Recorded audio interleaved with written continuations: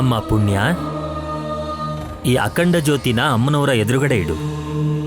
ಊರಿಗೆ ಬಂದಿರೋ ಅನಿಷ್ಟ ತೊಲಗಬೇಕು ಅಂದರೆ ಊರಿನ ಎಲ್ಲ ದಿಕ್ಕುಗಳಲ್ಲಿ ಅಮ್ಮನ ಪ್ರತಿರೂಪಳಾದ ನೀನು 4 ದಿಕ್ಕುಗಳಲ್ಲಿ ಭಕ್ತಿಯಿಂದ ಶ್ರದ್ಧೆಯಿಂದ ಉತ್ತರ ದಕ್ಷಿಣ ದಿಕ್ಕುಗಳಲ್ಲೂ ಕೂಡ ಅಮ್ಮನವರ ಧ್ಯಾನ ಮಾಡಿ ಪ್ರಾರ್ಥನೆ ಮಾಡ್ಕೋ. ಅರಿಶಿನ ಕುಂಕುಮದಿಂದ ಅಲಂಕರಿಸು. ಊರಿಗೆ ಒಳ್ಳೇದಾಗ್ಲಿ ಅಂತ ಬೇಡ್ಕೋ.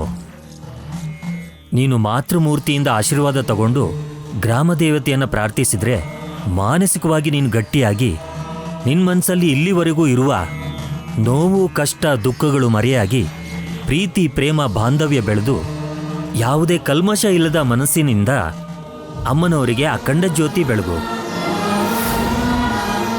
ನೀನು ಅಖಂಡ ಜ್ಯೋತಿ ಬೆಳಗದ ಮೇಲೆ ಅಮ್ಮನವರ ಆಶೀರ್ವಾದ ನಿನಗೆ ಸಿಗುತ್ತೆ. ಆ ಕ್ಷಣದಿಂದ ನೀನು ಮಾನವ ಸಂಬಂಧಗಳಿಂದ ದೂರ ಆಗ್ತೀಯ. ಈ ವಿಷಯ ನೆನ್ಪಿಟ್ಕೋ. ಸರ್ವಮಂಗಲಮಾಂಗಲ್ಯೆ ಶಿವೆ ಸರ್ವಾರ್ಥ ಸಾಧಿಕೆ ಶರಣ್ಯೇ ತ್ರ್ಯಂಬಕೆ ದೇವಿ ನಾರಾಯಣಿ ನಮೋಸ್ತುತೆ ಸರಸ್ವತಿ ನಮಸ್ತುಭ್ಯಂ ವರದೆ ಕಾಮರೂಪಿಣಿ. ಅಮ್ಮ, ಅಮ್ಮನವರಿಗೆ ಸೇರಬೇಕಾದ ಈ ಸೀರೆನ ಪುಣ್ಯಳ ಕೈಲಿಂದಲೇ ಇದನ್ನು ಉಡಿಸಿ ಊರು ತುಂಬ ಮೆರವಣಿಗೆ ಮಾಡಿ ಸೂಕ್ತ ಸ್ಥಳದಲ್ಲಿ ಪ್ರತಿಷ್ಠಾಪನೆ ಮಾಡಿ. ಆಯ್ತು ಪುರೋಹಿತ್ರೆ.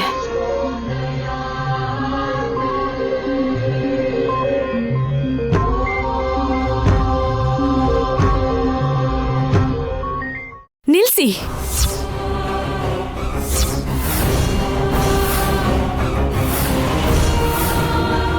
ಇದು ತುಂಬಾ ಅನ್ಯಾಯ.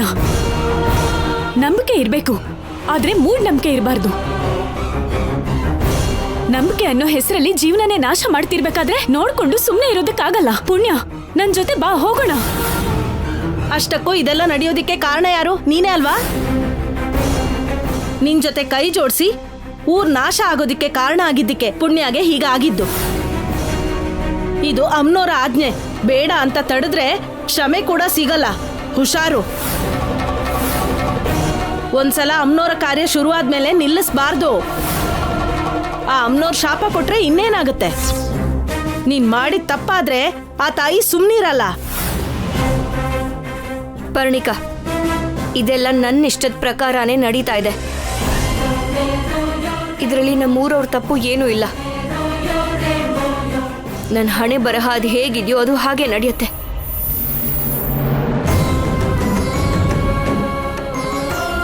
ಶತ್ರು ಜೀವನ ನನ್ನ ಕಣ್ಮುಂದೆನೆ ನಾಶ ಆಗ್ತಿರ್ಬೇಕಾದ್ರೆ ಆ ಖುಷಿ ಎಷ್ಟು ಕೋಟಿ ಕೊಟ್ರೂ ಸಿಗಲ್ಲ. ಅದರಲ್ಲೂ ಈ ಪುಣ್ಯ.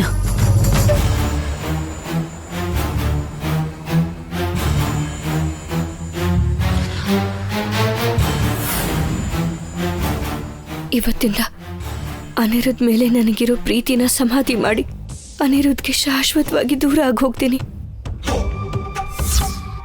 ಅನಿರುದ್ಧ ಹೋಗಿ ತುಂಬಾ ಸಮಯ ಆಗಿದೆ.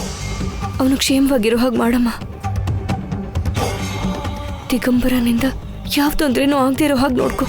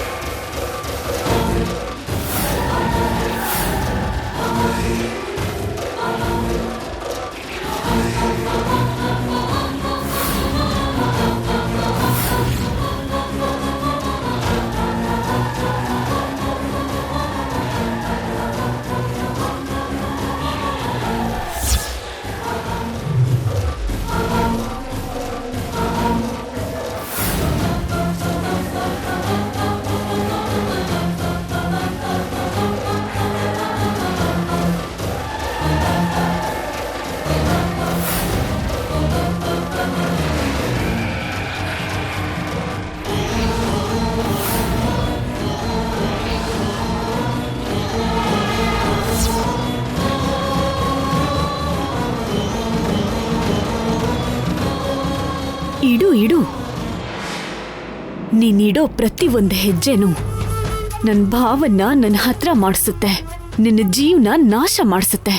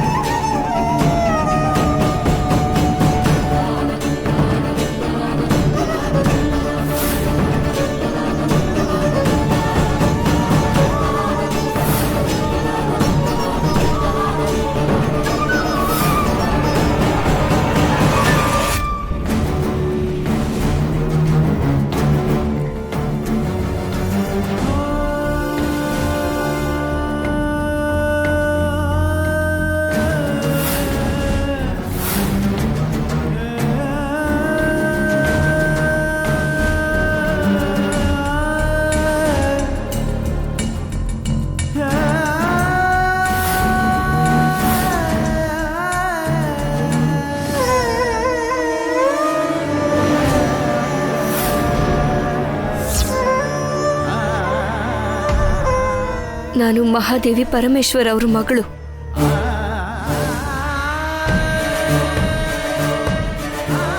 ಇನ್ಮೇಲಿಂದ ಈ ಊರು ಒಳ್ಳೇದಕ್ಕೋಸ್ಕರ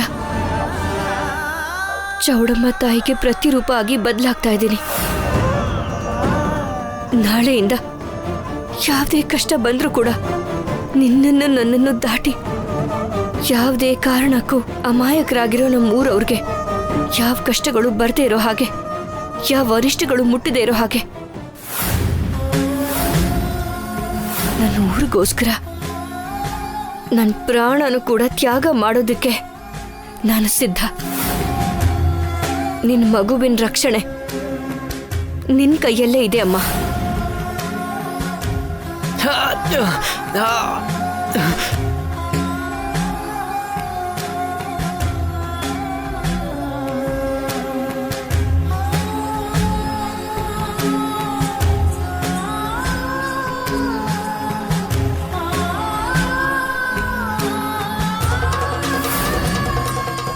ಈ ಪಶ್ಚಿಮ ದಿಕ್ಕಿಂದ ಯಾವುದೇ ಕೇಡು ಅಪಾಯ ಆಗ್ಲಿ ಈ ಊರಿಗೆ ಬರ್ದೇ ಇರೋ ಹಾಗೆ ನೀನೇ ಕಾಪಾಡಮ್ಮ.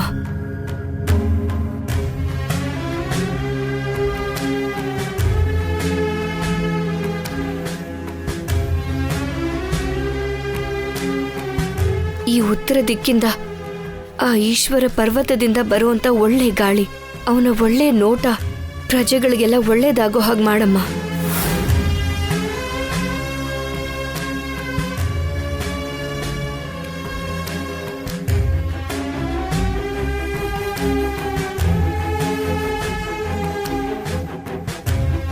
ಈ ದಕ್ಷಿಣದಲ್ಲೇ ಸೃಷ್ಟಿ ರಹಸ್ಯ ಇದೆ ಅಂತಾರೆ.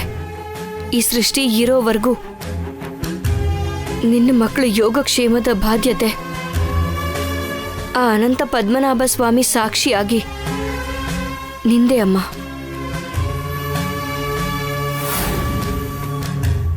ಅಮ್ಮ ಪುಣ್ಯ, 4 ದಿಕ್ಕುಗಳಲ್ಲಿ ದೀಪವನ್ನ ಬೆಳಗಾಯಿತು. ಈಗ ಹೋಗಿ ನಿನ್ನ ಮಾತೃಮೂರ್ತಿಯ ಆಶೀರ್ವಾದ ತಗೊಳಮ್ಮ.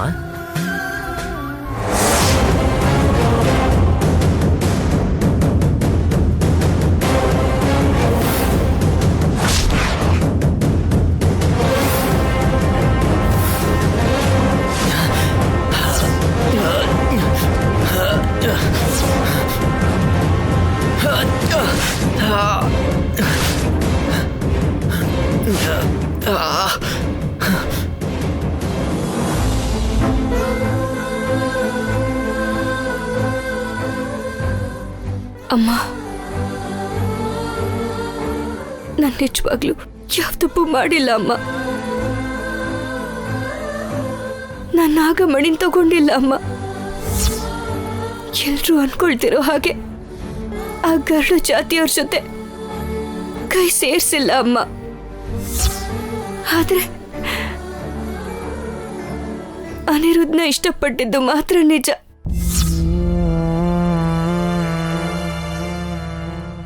ಇಲ್ಲ ಅನ್ನಲ್ಲ. ಹಾಗೆ ಅಂತ ಇದುವರೆಗೂ ನನ್ನ ಹದ್ದನ್ನ ದಾಟಿಲ್ಲ ಅಮ್ಮ. ನಾನು ಅವನ್ನ ಇಷ್ಟಪಡ್ತಾ ಇರೋ ವಿಷಯನೂ ಕೂಡ ಅನಿರುದ್ಧಗ್ ನಾನು ಹೇಳೇ ಇಲ್ಲ. ನನಗೋಸ್ಕರ ನೀನೆಷ್ಟು ಒದ್ದಾಡಿದ್ಯೋ, ಕಷ್ಟಗಳು ಬರ್ದೇ ಇರೋ ಹಾಗೆ ನೋಡ್ಕೊಂಡಿದ್ಯಾ. ಅನಿರುದ್ಧ್ ಕೂಡ ನನಗೋಸ್ಕರ ಕಷ್ಟ ಪಡ್ತಾ ಇದ್ದಾನೆ.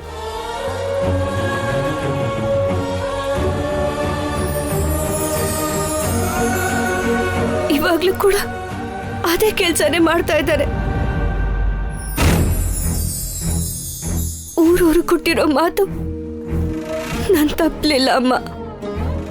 ಕೊಟ್ಟಿರೋ ಮಾತಿನ ಪ್ರಕಾರ ಅಮ್ಮನವ್ರ ಪ್ರತಿರೂಪ ಆಗಿ ಬದಲಾಗ್ತಾ ಇದ್ದೀನಿ.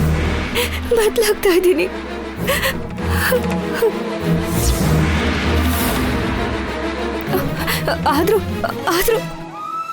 ನಾನು ಯಾಕೆ ಅಳ್ತಾ ಇದ್ದೀನಿ? ನಾನು ನಿನ್ನ ಮಗಳು. ಪ್ರಾಣ ಹೋದ್ರೂ ಕೊಟ್ಟಿರೋ ಮಾತನ್ನ ತಪ್ತೀನ? ಹೇಳಮ್ಮ. ನಿನ್ನ ಆಶೀರ್ವಾದಕ್ಕೋಸ್ಕರ ಬಂದೆ. ನನಗೆ ಆಶೀರ್ವಾದ ಮಾಡಮ್ಮ. ನೀನೇ ನನಗೆ ಧೈರ್ಯ. ನೀನೇ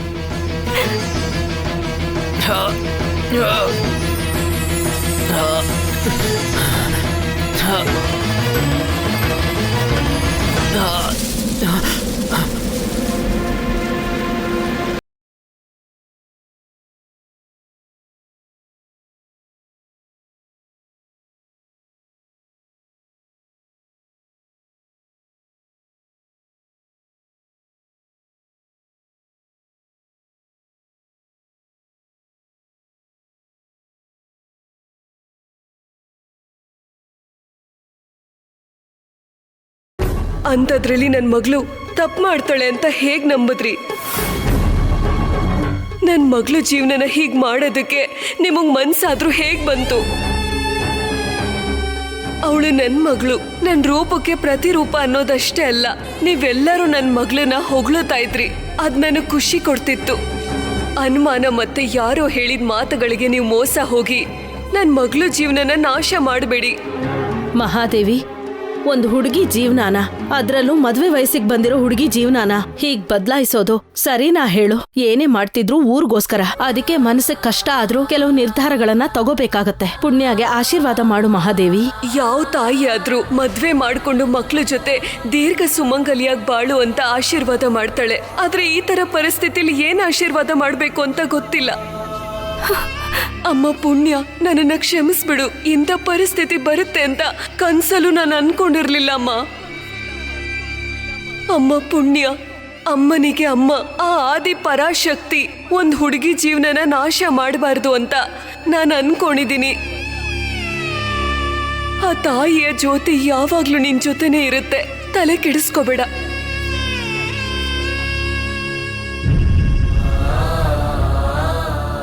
ಪುಣ್ಯ, ಸೂರ್ಯಾಸ್ತ ಆಗೋ ಮುಂಚೆ ಕಾರ್ಯಕ್ರಮ ಪೂರ್ತಿ ಆಗ್ಬೇಕು. ಮಾಡಮ್ಮ. ಎದ್ದೇಳಮ್ಮ.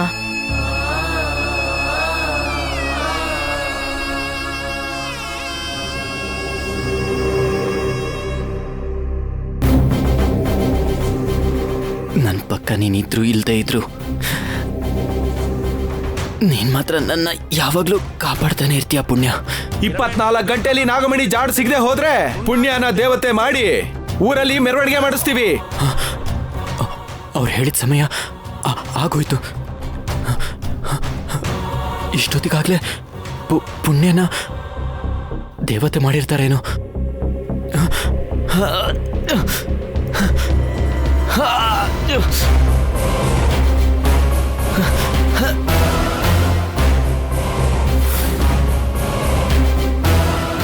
ಕೂತ್ಕೊಳ್ಳಮ್ಮ. ಅಮ್ಮ, ಪುಣ್ಯಳಿಂದ ಆ ತಟ್ಟೆ ತಗೊಂಡು ದೃಷ್ಟಿ ತೆಗೀರಿ.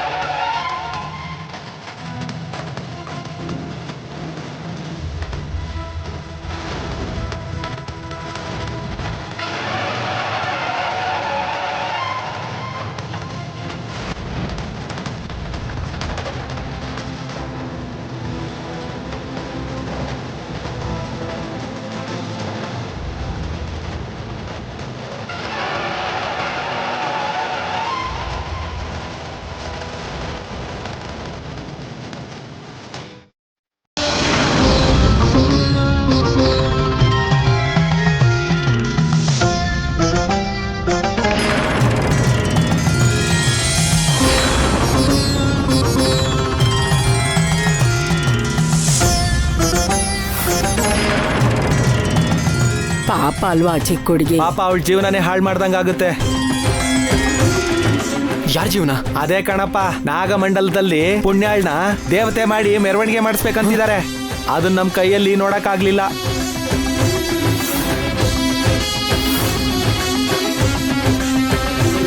ಪುಣ್ಯ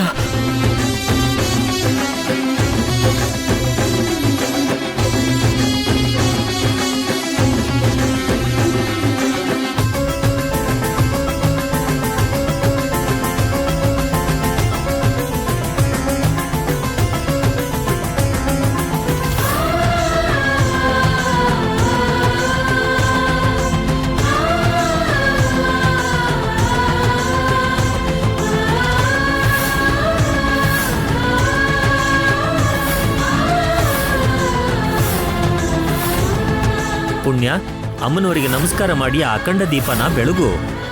ನಮಸ್ತೆಸ್ತು ಮಹಾಮಾಯೆ ಶ್ರೀಪೀಠೆ ಸುರಪೂಜಿತೆ ಶಂಖಚಕ್ರಗದಾಹಸ್ತೆ ಮಹಾಲಕ್ಷ್ಮೀ ನಮೋಸ್ತುತೆ ಸರಸ್ವತಿ ನಮಸ್ತುಭ್ಯಂ ವರದೆ ಕಾಮರೂಪಿಣಿ ವಿದ್ಯಾರಂಭಂ ಕರಿಷ್ಯಾಮಿ ಕಾಶ್ಮೀರಪುರವಾಸಿನಿ ಲಕ್ಷ್ಮೀಂ ತನೋತು ಬಿದರಾಂ ಬಿದರಾಮಿ ದೇಕ್ಷಂ ಮಂಗ್ರಿದ್ವಯಂ ನಿಗಮಶಾಕಿಶಿಖ ಪ್ರವಾಲಂ ಹೇರಂಬರಂಬ್ರು ಅಮ್ರಚೋರಿ ವಿಘ್ನಂ.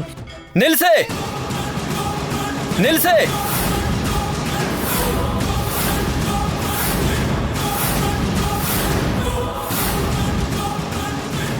ನಾಗಮಣಿ ಎಲ್ಲೂ ಹೋಗಿಲ್ಲ, ಇಲ್ಲೇ ಇದೆ. ದಯವಿಟ್ಟು ನೀವು ಮಾಡ್ತಿರೋದು ನಿಲ್ಸಿ. ಮೊದಲು ನಾಗಮಣಿ ತರ್ತೀಯ ಇಲ್ವಾ ಅದೇಳು. ಕಾರ್ಯಕ್ರಮನ ನಿಲ್ಲಿಸ್ಬೇಕೋ ಬೇಡವಾ ನಾನು ಆಮೇಲೆ ಹೇಳ್ತೀನಿ. ಇಲ್ಲ, ನಾನು ತಗೊಂಬಂದಿಲ್ಲ. ಆದ್ರೆ ನಾಗಮಣಿ ಇದೆ, ಅದು ಪಕ್ಕದೂರು ಶಿವಪುರದಲ್ಲಿದೆ. ಆ ದಿಗಂಬರ ಇರೋ ಜಾಗದಲ್ಲೇ ಇದೆ.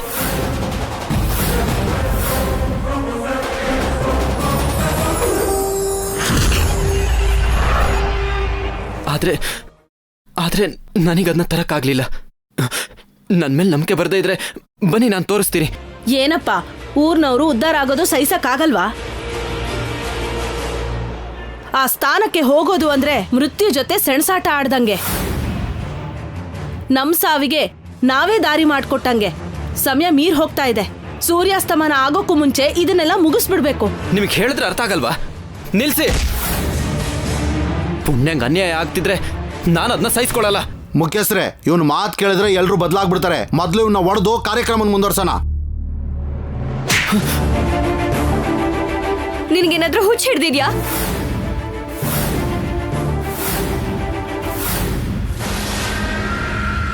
ಇಲ್ಲಿ ನಡೀತಾ ಇರೋದೇನು, ನೀನ್ ಮಾಡ್ತಾ ಇರೋದೇನು? ನಮಗ್ ಕೊಟ್ಟಿರೋ ಸಮಯ ಮುಗ್ದು ಹೋಯ್ತು. ಅವ್ರು ಹೇಳ್ದ ಹಾಗೇನೆ ಅವ್ರು ಮಾಡ್ತಾ ಇದ್ದಾರೆ. ಕೊಟ್ಟಿರೋ ಮಾತಿನ ಪ್ರಕಾರ ನಾನು ನನ್ನ ಮಾತನ್ನು ಉಳಿಸ್ಕೋತಾ ಇದ್ದೀನಿ. ನನ್ನ ಇಷ್ಟದ ಪ್ರಕಾರನೇ ಎಲ್ಲ ನಡೀತಾ ಇದೆ. ಮಧ್ಯದಲ್ಲಿ ನಿನ್ ತೊಂದ್ರೆ ಏನು? ಅಷ್ಟಕ್ಕೂ ನೀನ್ ಯಾರು? ನನಗೇನಾಗ್ಬೇಕು? ಏನೋ ಬೇರೆಯವ್ರ ಥರ ಪರಿಚಯ ಆದೆ. ಅದಷ್ಟೇ ಅಲ್ಲದೆ ನನ್ನ ಕೆಲವು ಸಲ ಪ್ರಾಣಾಪಾಯದಿಂದ ಕಾಪಾಡಿದ್ಯಾ. ಉಳ್ಕೊಳ್ಳೋದಕ್ಕೆ ಆಶ್ರಯ ಕೊಟ್ಟೆ. ಅಷ್ಟು ಮಾತ್ರಕ್ಕೆ ನನ್ನ ಮೇಲೆ ಹಕ್ಕು ಚಲಾಯಿಸ್ತಾ ಇದೆಯಲ್ಲ. ನಾನು ಯಾರ? ನಿನಗೇನಾಗ್ಬೇಕಾ? ಇದೇ ಮಾತ್ನ ಒಂದ್ಸಲ ನನ್ನ ಕಣ್ಣು ನೋಡಿ ಹೇಳು ಪುಣ್ಯ.